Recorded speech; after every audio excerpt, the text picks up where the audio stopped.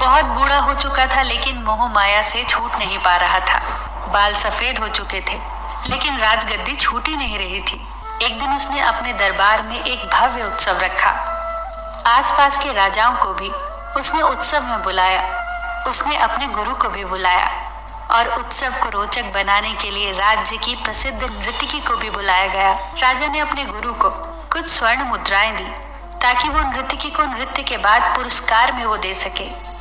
रात भर नृत्य चलता रहा। सब आनंद से झूम रहे थे। सुबह होने ही जा रही थी कि नर्तकी ने देखा तबले वाला नींद में ऊँग रहा है। वो झपकियां ले रहा है जिसके कारण तबले की ताल धीमी हुई जा रही थी और नृत्य भी धीमा पड़ने लगा। नर्तकी ने उसे जगाने के लिए एक दोहा पढ़ा। बहु बीती थोड़ी रही, पल पल गई बिताए, एक पलक के कारणे ना कलंक लग जाए। इस दोहे को जैसे ही सबने सुना तो सब सजग हो गए, जैसे उन्हें कोई गहरा ज्ञान मिल गया हो। सबने अपने अपने अनुसार इस दोहे का अर्थ लिया।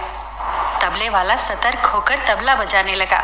सब लोग दोहे की बहुत प्रशंसा करने लगे। नर्तकी ने वो दोहा फिर से पढ़ा। बहु बीती थोड़ी रही, पल पल गई बिताए, एक पलक के कारणे ना कलंक लग जाए। इस बार राजा के गुरु ने सारी मुद्राएं नर्तकी को दे दी। नर्तकी ने फिर दोहा पढ़ा तो राजकुमार ने अपना मुकुट उतार कर नर्तकी को सौंप दिया। नर्तकी दोहा फिर पढ़ने लगी। इस बार राजकुमारी ने अपने गले से अपना कीमती हार निकालकर नर्तकी को दे दिया। नर्तकी दोहा बार बार दोहरा रही थी। अब राजा ने उसे बहुत सारा पुरस्कार दिया लेकिन राजा अब असहज हो चुका था। उसने नर्तकी से कहा, बस कर अब, एक मामूली सी नर्तकी क्या सारी सभा को लूट लेगी आज? राजा की ये बात जैसे ही गुरु ने सुनी तो उनके नेत्रों से आंसू बहने लगे। वो राजा से बोले, राजन, आप इसे मामूली नर्तकी ना कहें। अब ये मेरी गुरु है। इसने मेरी आंखें खोल दी हैं। मैं सारा जीवन ईश्वर की भक्ति में लीन रहा, वन वन जाकर तपस्या की और अब अपने अंतिम समय में इसके नृत्य में लीन होकर मैं अपनी साधना नष्ट करने जा रहा था। इसके दोहे ने मुझे बचा लिया है राजन। अब राजा का पुत्र बोला, आप मुझे राज्य नहीं दे रहे थे। मैं अपने सिपाहियों के साथ मिलकर आपकी हत्या करने वाला था। इसी दोहे ने मुझे जगा दिया कि आज नहीं तो कल राज्य मुझे ही मिलने वाला है।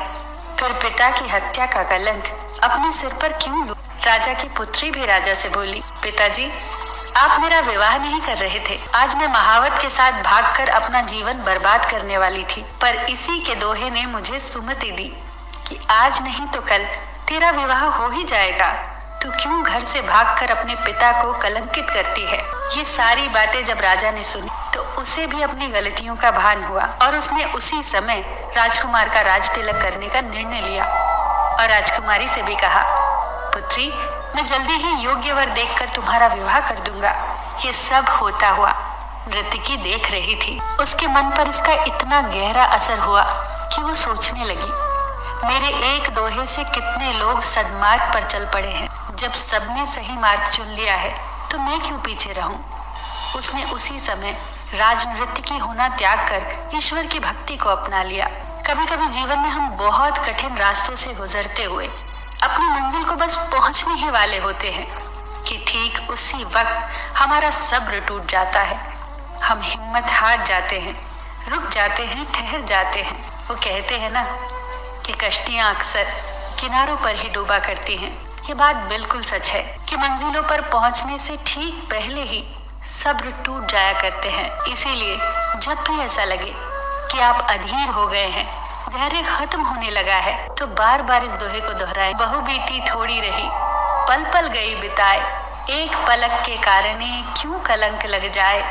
फिर देखना आपके अंदर आगे बढ़ने की हिम्मत आ जाएगी, सब्र आ जाएगा, अधीरता खत्म हो जाएगी। याद रखना दोस्तों, धैर्य रखना उन गुणों में से एक है जो परमात्मा को सबसे ज्यादा पसंद है। फिर मिलेंगे दोस्तों अगली कहानी के साथ। तब तक के लिए अपना ख्याल रखना और हमेशा मुस्कुराते रहना।